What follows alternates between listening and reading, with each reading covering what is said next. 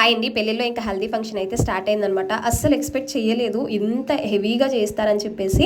నార్మల్గా ఫస్ట్లో కొంచెం మందే ఉన్నారనమాట జనాలు. ఇంకా తర్వాతకి చాలా మంది అయిపోయారు. ఇంకా హల్దీ ఫంక్షన్ స్టార్ట్ అయిందో లేదో ఒకరికొకరు పసుపులు రాసుకోవడం, పసుపులు కొట్టుకోవడం అసలు ఇంకా నార్మల్గా లేదనమాట. అసలు పడిపోతున్నారు ఒకరి మీద ఒకరు.